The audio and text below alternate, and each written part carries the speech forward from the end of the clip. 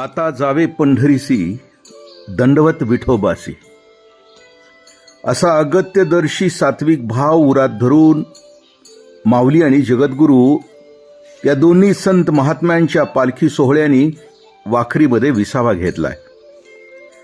आज दिवसभर इथं थांबून संध्याकाळी हे दोन्ही सोहळे पंढरपूरमध्ये जाणार आहेत आणि हा वारकऱ्यांच्या प्रेमाने ओथंबलेला समुद्र त्या पंढरीशी परमात्म्याच्या कृपासागरामध्ये मिसळणार आहे.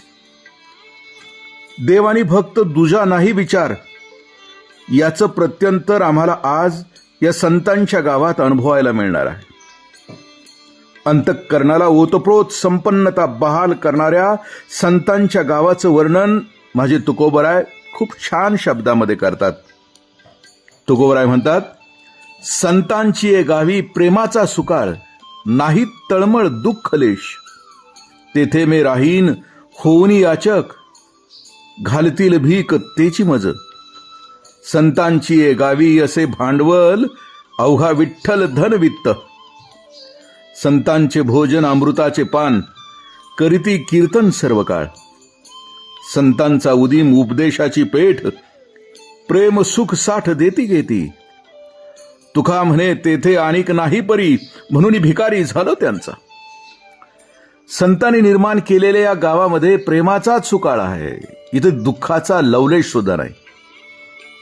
कारण दुःखाची निर्मिती ही भेदातून होत असते. संतांच्या गावात भेदच नसतो, मग दुःख कसे असेल? मुळात संतांचं खूप विलक्षण असणारे 4 गुण आहेत.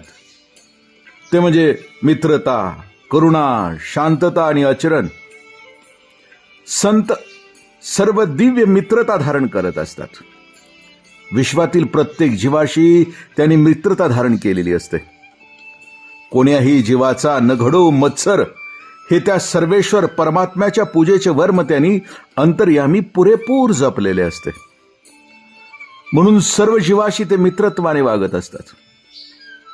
माझ्या तुकोबरायांनी आपल्याला पाहून जाणून बुजून उडून गेलेली पाखरं पाहिली आणि अंतर्मुख होऊन स्वतःची साधना वाढवली. माझ्या नाथाने काशीहून आणलेली पाण्याची कावड तहानलेल्या गाढवाच्या मुखात ओतली.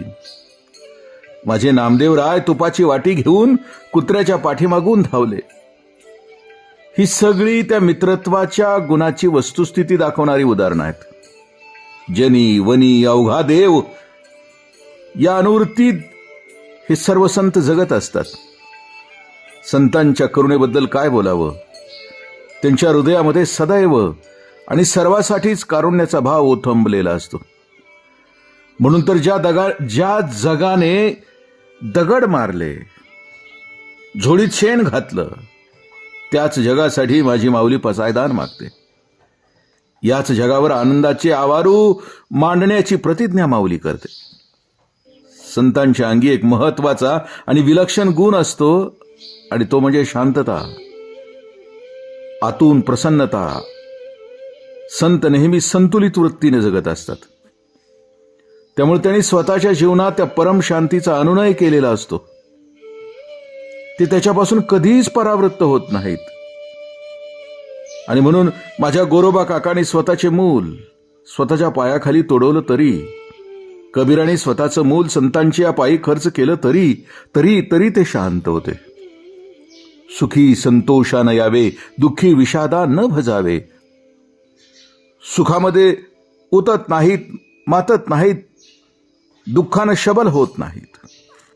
संतांच्या अंगचा सगळ्यात महत्वाचा वैशिष्ट्यपूर्ण गुण म्हणजे आचरणाचं होय. आचरणाच्या बाबतीत ते अगोदर वागतात आणि मग सांगतात. बोले तैसा चाले हे समृद्ध विचार त्यांच्यासाठीच असतात. उक्ती आणि कृती यामध्ये फरक नसतो. या आणि अशा अनंत गुणांनी मंडित असलेल्या संतांनी अंगीकारलेलं जीवन स्वतःही धन्य असतं आणि इतरांनाही धन्य करून सोडतं. म्हणून तर त्यांच्या गावामध्ये प्रेमाचा सुकाळ असतो. अशांच्या दारात याचक होऊन राहायचं असतं आणि आपली सर्व अंगाने अपूर्ण असणारी झोळी त्यांच्याकडून भरून घ्यायची असते. कारण जिथं विठ्ठल नामच धन आणि वित्त म्हणून कार्यरत असतं, जिथं उपदेशाची पेठच असते आणि त्या पेठेमध्ये प्रेम आणि सुखच भरलेलं असतं. त्यांच्या इतकं तुलनेनं दुसरं कुठंच आणि काहीच मिळत नाही. म्हणूनच महाराज म्हणतात की मी इथं भिकारी का झालो, त्याचं कारण याचकाला पूर्णांशाने तृप्त करणारं एकमेव गाव म्हणजे ते संतांचं गाव आहे. आज या गावात हे सगळे संतजन आलेत.